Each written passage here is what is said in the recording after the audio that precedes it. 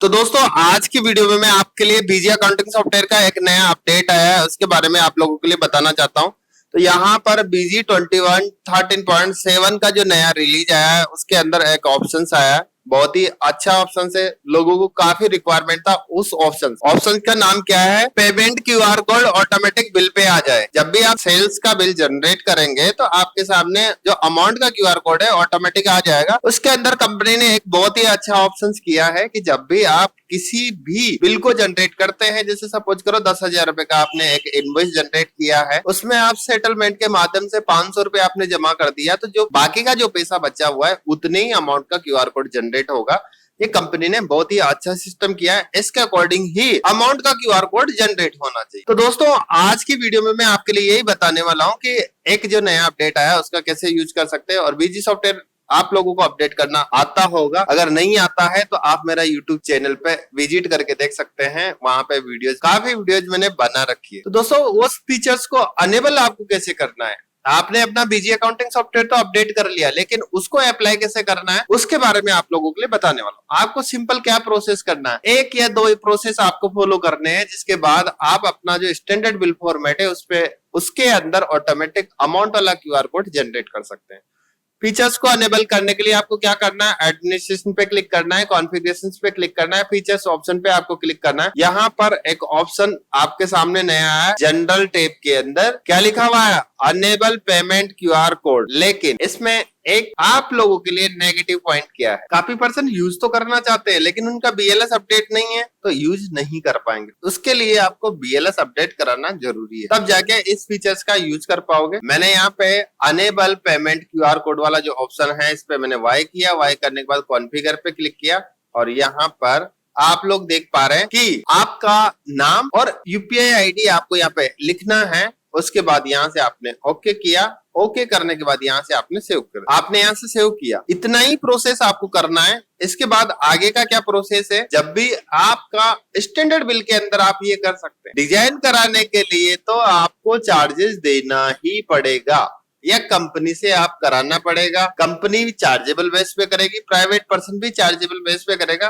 Free में impossible. तो दोस्तों यहाँ पे सेल्स पे क्लिक किया, मॉडिफाई पे क्लिक किया और इसका जो स्टैंडर्ड बिल है अल्ट एफ प्रेस किया, यहाँ पे इनवॉइस डॉक्यूमेंट प्रिंटिंग स्टैंडर्ड पे मैंने क्लिक किया, एंटर किया। एंटर करने के बाद जैसे उधर वाला जो ऑप्शंस मैंने अनेबल किया है तो यहाँ पे क्या लिखा हुआ है, payment print payment QR code वाई, मतलब आप जो भी आपका इनवॉइस का प्रिंट होगा उसके अंदर आप क्या पेमेंट का क्यूआर कोड जनरेट करना चाहते हैं, यहाँ से आप वाई करोगे तो जनरेट होगा, एन करोगे तो जनरेट नहीं होगा। मैंने यहाँ पे कंडीशंस क्या डाल रखी है, अब ये किसकी कंडीशन है, कस्टमर के लिए अगर इस तरह की कंडीशंस आप लिख दो तो शायद से वो माल लेना आपसे बंद कर दे। मैंने क्या लिखा है, बिफोर पेमेंट आफ्टर डिलीवरी, यानी पहले पेमेंट और उसके बाद में आपको डिलीवरी होगी। Due day payment 2% per day, मैंने क्या बोला, ड्यू डे होने के बाद में 2% पर डे के हिसाब से लगे आपका चार्जेस जाएगा। Advance payment 100%, no exchange product after 2 days,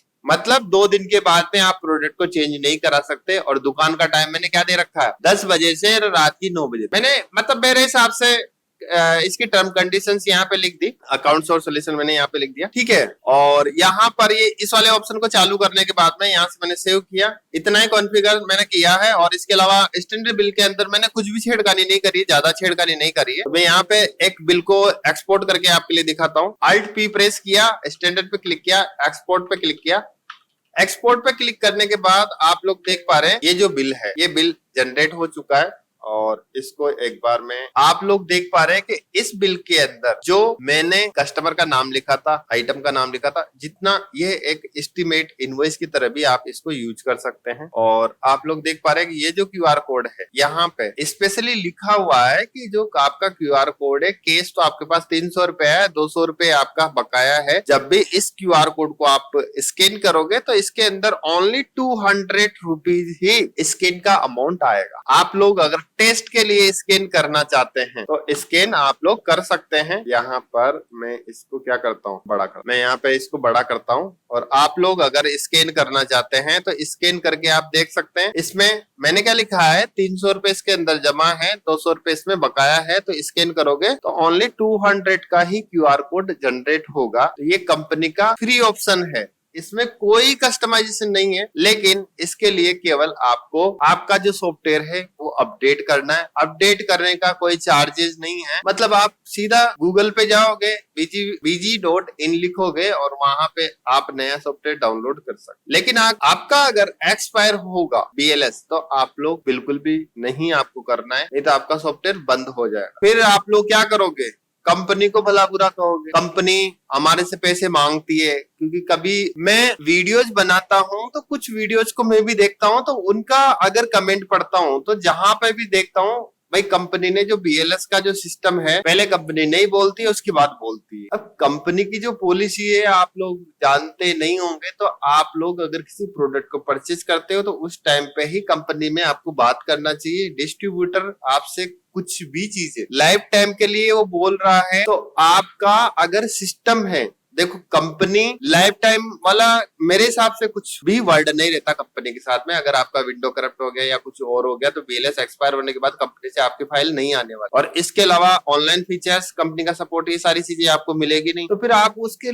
ले किस लिए रहे हो? अगर आपको ये चीजें का यूज नहीं करना, आपको ऑटो बैकअप की आवश्यकता नहीं। फिर जब आपका बैकअप करप्ट हो जाएगा तो ये लोग बैकअप को रिकवरी कराने के लिए 50-50 हजार रुपए तक खर्च करने के लिए तैयार हो जाते हैं। मतलब जो लोग नया लाइसेंस तो परचेज कर लेते हैं लेकिन उसको BLS को अपडेट नहीं कराते, इसलिए नहीं कराते क्योंकि पैसा देना पड़ता है। जब कभी क्या होता है, जैसे मान लो इन्होंने बैकअप नहीं लिया और बैकअप भी लिया है तो बहुत पुराना ले रखा है और डेटा करप्ट हो गया या XYZ कुछ भी हो गया, तो उस केस में क्या करेंगे, ये पेन ड्राइव, भैया ये पेन ड्राइव खराब हो गया, हार्ड डिस्क खराब हो गई, इसको रिकवरी करने के लिए सामने वाला जो बंदा है वो पैसा मांगेगा 20,000 30,000, वो बिल्कुल देने के लिए पार्टी तैयार रहती है, लेकिन BLS उसको नहीं करवाना। मैं क्या कह रहा हूँ, हर पर्सन का आज के टाइम पे हर पर्सन का मेन जो मकसद क्या है, डायरेक्ट एक्सपेंसेज मुझे नहीं करना है, इनडायरेक्ट भले से मेरा कितना भी पैसा चला। आज के टाइम पे हर पर्सन की यही थिंकिंग है भाई। जैसे मेरा तो कहना यही है कि आप लोग अगर गाड़ी आपने खरीद ली है तो उसमें पेट्रोल भी आप डलवा सकते हो। एक सिंपल सी बात, अगर पेट्रोल नहीं डलवा सकते, आप किसी से टोचन करके जा रहे हो, किसी से आप धक्के दिला रहे हो, तो वो तो गलत बात है ना। तो वो चीजें आपको खुद को सोचना चाहिए, लेकिन मेरा काम है बताने का, तो हम बताते हैं। और BG अकाउंटिंग सॉफ्टवेयर का ये BLS के बारे में मैं इसलिए बोल रहा हूँ क्योंकि क्या है, कंपनी ने खुद ने इसके बारे में बताया है कि जब भी आपका BLS एक्टिव होगा तो इस फंक्शन का आप यूज कर पाएंगे, अन्यथा इसका यूज नहीं कर सकते। मैंने आपके लिए बिल के अंदर बता दिया कि बिल के अंदर इसका कैसे उपयोग करना है, लेकिन कंपनी ने इसका लेजर के अंदर भी ऑप्शन दिया। लेजर को ओपन करते किसी भी पार्टी का Alt L प्रेस किया, अकाउंट सोर्स सोल्यूशन मैंने लिखा, यहाँ पे F2 प्रेस किया, और जब भी आप Alt P प्रेस करते हैं, फ्रॉम BG पे क्लिक करते हैं, तो आपके सामने एक ऑप्शन यहाँ पे ऐड हो। ऑप्शन का नाम क्या है, प्रिंट पेमेंट QR कोड। इस पे आपको Y करना है। इसके बाद यहाँ से प्रीव्यू पे क्लिक किया, प्रीव्यू पे क्लिक करने के बाद आप लोग देख पा रहे हैं यहाँ पे ये एक QR कोड जनरेट हुआ है। ये इसमें इसके अंदर कौन सा अमाउंट है, 121,115। मतलब ये जो QR कोड जनरेट हो रहा है, इसमें क्या करा है कंपनी ने कि जो भी पार्टी का लेजर बैलेंस टोटल जो बचा हुआ है वो QR कोड ऑटोमेटिक अमाउंट वाला बना। लेकिन मेरे हिसाब से कंपनी ने ये जो सिस्टम किया है वो गलत किया है। ओनली UPI ID के आधार पे इसमें अमाउंट नहीं जनरेट करा के ओनली QR कोड जनरेट करा सकते, क्योंकि पार्टियां इसका यूज ही नहीं कर पाएगी, और यूज भी करेगी तो इतना यूज नहीं होगा जितना नॉर्मल QR कोड को यहाँ पे ऐड करते। हो सकता है कुछ पार्टी आपके ऐसे भी है, भैया तुम्हें फाइनल करना है, ये QR कोड भेजा है, स्कैन कर दो, तो सामने वाला डालेगा, पूरा का पूरा पैसा आएगा। ये एक तरह की पॉजिटिव भी है, नेगेटिव भी है। हर चीजों का पॉजिटिव नेगेटिव दोनों चीजें रहती है। तो यहाँ पर जिसको अगर मान लो मैंने किसी को लेजर भेजा, भैया आप आपका पेमेंट कर दो, गलती से उसने स्कैन किया, 3-4 बिलों का जो भी फाइनल अमाउंट है वो सारा टोटल आ गया, तो आपके तो मजा आ गया ना, पार्टी ने तो क्लियर कर दिया, वैसे तो नहीं करती क्लियर। तो आपको पॉजिटिव भी है, नेगेटिव भी है। इसके अलावा इसमें एक पेमेंट रिमाइंडर का भी ऑप्शन दिया है कि पेमेंट रिमाइंडर के अंदर भी आप QR कोड का यूज कर सकते हैं।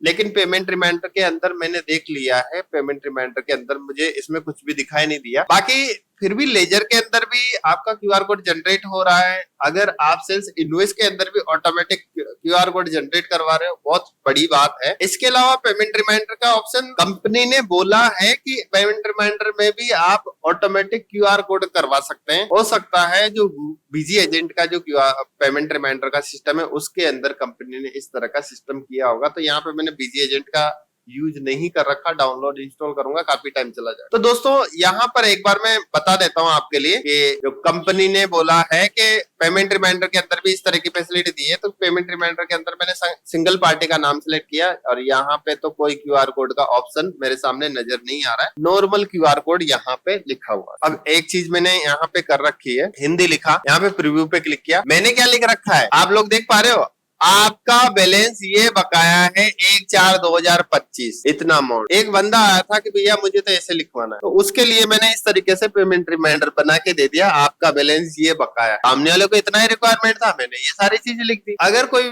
पेमेंट रिमाइंडर भी डिजाइन करवाने आता है तो उसको भी हम लोग कर देते हैं, बिल डिजाइन तो हम करते ही हैं। और बाकी ये जो हेल्पफुल फीचर्स था, कंपनी का जो नया अपडेट आया BG21 13.7, जिसके अंदर अमाउंट वाला क्यूआर कोड आप नया जनरेट कर सकते हैं खुद से। पेमेंट रिमाइंडर के अंदर क्यूआर कोड आ जाएगा और लेजर के अंदर भी आप क्यूआर कोड प्रिंट करा सकते हैं। तो बीजी का ये इंडिविजुअल फीचर है, इसमें कोई कस्टमाइजेशन कराने का कोई काम नहीं है। और भी काफी सारे फीचर्स आए, 1 बाय 1 मैं आपके लिए बताऊंगा कि BG 13.7 के अंदर क्या क्या चीजें नई अपडेट आई है। तो दोस्तों अगर आप ने बीजी अकाउंटिंग सॉफ्टवेयर अपडेट नहीं किया है तो अपडेट कर ले, और अगर आपने BLS अपडेट नहीं कराया है तो आप अपने बीजी अकाउंटिंग सॉफ्टवेयर को अपडेट ना करें, नहीं तो आपका डेमो मोड में चला जाएगा, आप लोग काम नहीं कर पाओगे। तो आज के लिए बस इतना ही, नेक्स्ट वीडियो में मिलूंगा नए टॉपिक के साथ। Thank you.